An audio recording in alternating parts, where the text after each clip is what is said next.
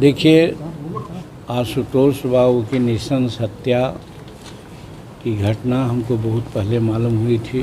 कार्य व्यस्तता के कारण हम नहीं आए, इसके लिए मुझे खेद है। आज मौका मिला है, जबकि फिर यहाँ से हमको गया जाना है। कल प्राइम मिनिस्टर का वर्चुअल मीटिंग में भाग लेना है, लेकिन तो भी आए, क्योंकि 5-6 दिन फिर हमको मौका नहीं था। संवेदना व्यक्त किया है सब परिवार के नाम से, और क्या क्या घटनाएं घटी है वो सब की जानकारी ली है। और हम समझते हैं कि इसमें यहाँ के प्रशासन का दोष है, और इसके बारे में अभी खुद जा कर के प्रेस कॉन्फ्रेंस हम करते हैं। वहाँ पर आप लोग रहेंगे तो गिरफ्तारी भी हुई है मंटू शर्मा की, और गिरफ्तारी हुई है, और मंटू शर्मा और गोविंद की गिरफ्तारी हुई है। जिनकी भी गिरफ्तारी हुई है, लेकिन जिनको गिरफ्तार होना चाहिए था उनको बेल दे दिया गया है। तो ये सारी बात का खुलासा हम अभी प्रेस कॉन्फ्रेंस में करेंगे। यहाँ इतना ही कि हम संवेदना व्यक्त करने आए हैं, सब परिवार दुखी हैं।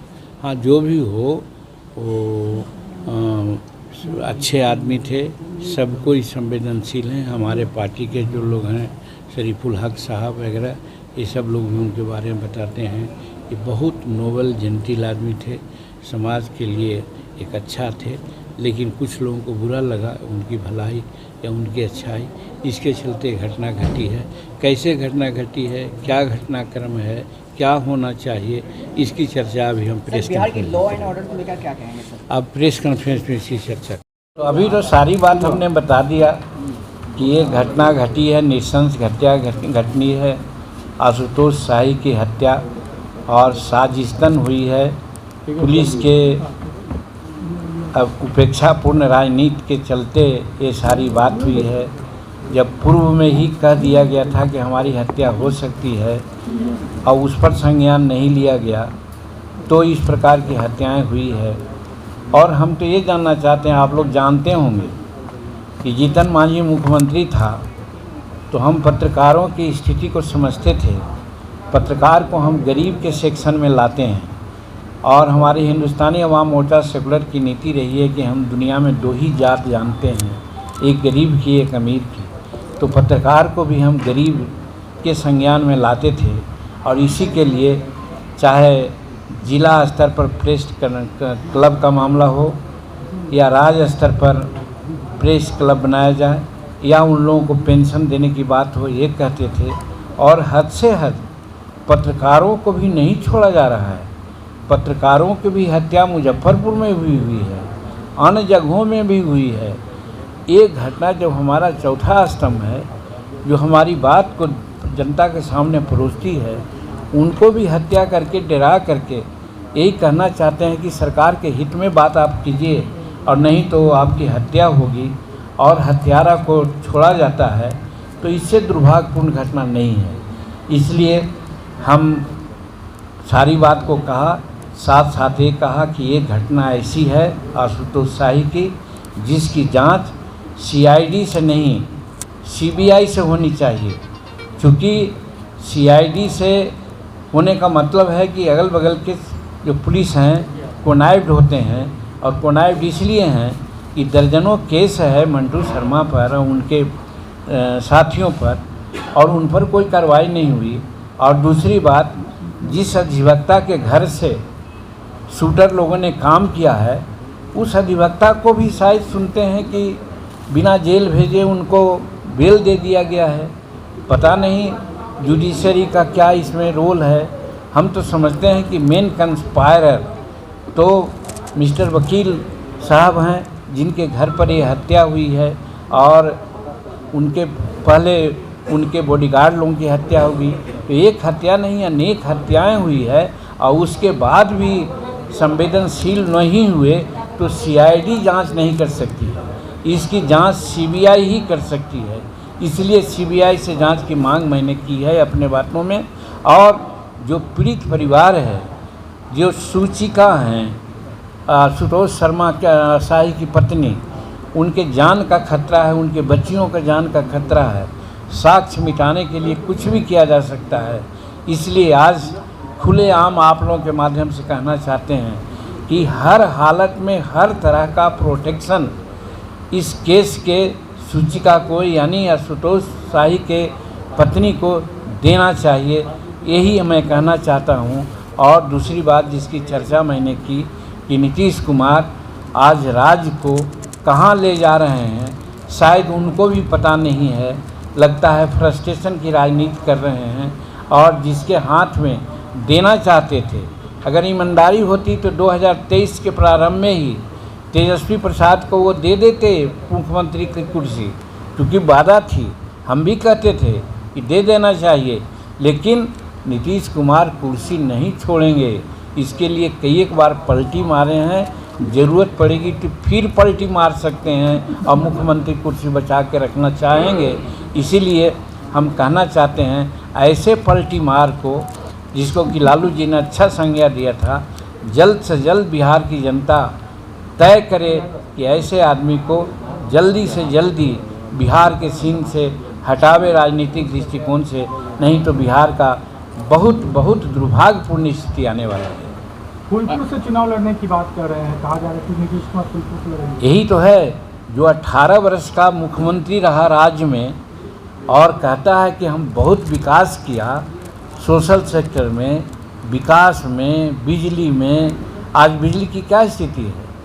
बहुत महंगी बिजली है। दूसरे राज्यों में जो बिजली मिलती है उसके दुगना दाम पर यहाँ बिजली दे रहे हैं और बिजली आँख मिचौनी कर रही है और बिजली किसी एजेंसी के माध्यम से दे रहे हैं। एजेंसी क्या करती है कि जहाँ 5,000 का बिल है वहाँ 50,000 का बिल दे देती है, जिससे किसान करा रहे हैं। इसीलिए जीतन मांझी जब मुख्यमंत्री था तो कहा था कि 5 एकड़ ज़मीन रखने वाले किसानों को बिजली माफ़ कर देना चाहिए, लेकिन इन्होंने ऐसा नहीं किया। तो मेरा कहने का मतलब है, इनको डर है कि हम बिहार से नहीं जीतेंगे, इसीलिए ये फूलपुर से, क्योंकि ये जाति की राजनीति कर रहे हैं, ये समाज की राजनीति नहीं कर रहे हैं। हमको नहीं मालूम, लेकिन आप ही लोगों से मालूम हुआ है कि फूलपुर में एक पार्टिकुलर जात के, जिस जात से ही हैं उनकी संख्या ज़्यादा है, तो जात की राजनीति करके फूलपुर से चुनाव लड़ना चाहते हैं ताकि ये पार्लियामेंट में जा सके, नहीं तो बिहार से लड़ने का इनको दम नहीं है। जो 18 वर्ष मुख्यमंत्री बिहार का रहा, वो 2 या 3 पार्लियामेंट सीट में क्यों सोचेगा? वो नालंदा से उनको लड़ना चाहिए था और तब इनको आटा दाल का भाव पता चल जाता। इंडिया का संयोजक नहीं बनाया गया इनको। वो तो पहले मैंने कहा, आपने ऑलवेज सस्पिशन, अंग्रेजी में कहावत है, जो खुद गलती अपने को समझता है तो बोलेगा क्या? बोलने का मुंह कहाँ है? हर तरह की बातें हो रही है और घटनाएं उसी के माध्यम से हो रही है जो इनके शागिर्द हैं, कैसे ही बोलेंगे? आप पर मुख्यमंत्री जी आरोप लगाते थे नीतीश कुमार जी, आपने भाजपा का बहुत अच्छा प्रश्न किया, इस चीज़ को आप स्पष्ट हो लीजिए। और आप पर हम छोड़ते हैं, प्रश्न हम करते हैं कि ये हम उनके साथ नहीं बल्कि पार्टी में थे, गठबंधन में थे, तो हम भाजपा के लिए जासूसी करते थे और हमको हटाने का कार्य इसलिए उन्होंने किया कि आप मेरे पार्टी में ज्वाइन करो। और ज्वाइन हम करते, विलय करते, तो वहाँ घर में रह करके तो और जासूसी कर सकते थे हम। है सही बात कि नहीं? अगर हम ज़्यादा जासूसी करते तो इसका मतलब झूठ बात बोल रहे हैं, मनगढ़ंत बात बोल रहे हैं। जासूसी करना जीतन मांझी के कैरेक्टर में नहीं है। जीतन मांझी गरीब परिवार का है, एक मुसर भुइयाँ परिवार का है, ईमानदारी से रहना चाहता है, सच्चाई से रहना चाहता है। हमने तो कसम खाया था, क्योंकि उन्होंने मुख्यमंत्री बनाया था। हम जानते हैं कि मुख्यमंत्री अपना बचाव के लिए बनाया था, लेकिन बनाया था, हम तो ओबलाइज थे। हम माँ का कसम खाया था कि नीतीश जी आपको नहीं छोड़ेंगे। लेकिन जब 4 विधायक के साथ और 1 MLC के साथ लास्ट मिलने गए तो 35 मिनट उन्होंने भाषण दिया और कहा कि आप मेरे साथ विलय कर दीजिए। हमने कहा विलय नहीं करेंगे। तब कहीं कि बाहर जाओ, 2 बार कहीं बाहर जाओ, तब हम समझे कि मेरा कसम खत्म हो गया। तब हम क्या बात हुई है आगे? नहीं, कोई एनडीए में बात नहीं है, बिना शर्त भी हम वहाँ पर हैं। लेकिन हम धन्यवाद देते हैं नरेंद्र भाई मोदी जी को और अमित शाह जी को कि सबसे पहला हमको बेइज्जत करके हटाया गया। हमारे बेटा संतोष कुमार सुमन को, जो माइनर इरिगेशन का मिनिस्टर था, उस जो कर रहा था दक्षिण बिहार में माइनर इरिगेशन की बड़ी संभावनाएं थी, बहुत सा काम आज हुआ है और काम होता। उनको पता चल गया कि दक्षिणी बिहार में गया में तो ऐसे ही शून्य पर आउट हैं। वह जनता दल यूनाइटेड गया में शून्य पर आउट हैं। जीतन मांझी का पार्टी 3 गो जीता हुआ है और 3 ठो राजद जीता हुआ है और 4 ठो भाजपा जीता हुआ है। 10 सीट में वो नील हैं। लोग ने बतलाया कि आप ऐसा विभाग दे दिया है कि ऐसा काम कर रहा है उस 7-8 कंस्टिट्यूंसी में कि वो तो सब जगह जीत जाएगा, आप तो और नील हो जाइएगा, बड़का जीरो हो जाइएगा। तब उन्होंने हमसे माइनर एजुकेशन का माइनर एजुकेशन का जो विभाग था वो छीन लिया। उधर से लाइट ऑफ करिए भाई, अरे लाइट ऑफ करिए उधर से। हाँ, लोकसभा चुनाव में आप कितना मांग किए हैं अमित शाह से? कोई मांग नहीं किया है। यही तो हम कह रहे थे कि हम नरेंद्र मोदी जी को और ये अमित शाह जी को धन्यवाद देते हैं कि आपने देखा कि जब एनडीए की बैठक हो रही थी दिल्ली में 18 तारीख को, तो जब हम 18 तारीख को वहाँ पर थे तो प्रधानमंत्री के स्वागत में 5 आदमियों को चुना गया।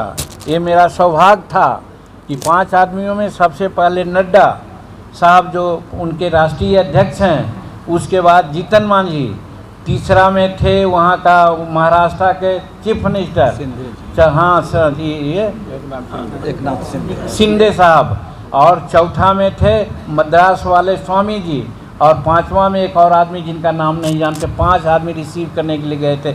ये सौभाग्य नीतीश कुमार के ये में नहीं मिला। एक चीज़, और दूसरी चीज़ जब डिनर की बात आई तो डिनर में टेबल नंबर 1 था जिसमें प्रधानमंत्री और वही शिंदे, जीतन मांझी, सुप्रिया पटेल और स्वामी जी तमिलनाडु को, यही 4 आदमी एक टेबल पर खाना खा रहे थे। तो इससे गौरव की बात तो हो ही नहीं सकती। सीट मिले न मिले अलग बात है। जीतन मांझी प्रतिष्ठा का भूखा हुआ है और प्रतिष्ठा नरेंद्र मोदी जी ने और अमित शाह जी ने हमको इतना भरपूर देने का काम किया। हमारी पुरानी बात याद आ गई, जब 2015 में हम जहाँ भी जाते थे नरेंद्र मोदी जी हमारा नाम लेते थे और लोगों को भान हो गया था कि 2015 में अगर 10 सीट भी जीतन मांझी जीत के आता है तो बिहार का मुख्यमंत्री जीतन मांझी बनेगा। इसके चलते कुछ लोगों ने सबोटेज किया, 21 सीट मिला, हम 1 सीट जीते थे। तो मेरा कहने का मतलब हमको पुरानी बात याद रह गई और हम धन्यवाद देते हैं नरेंद्र भाई मोदी जी को और अमित शाह जी को कि जो हमको भूले नहीं और हमको प्रतिष्ठा दी है।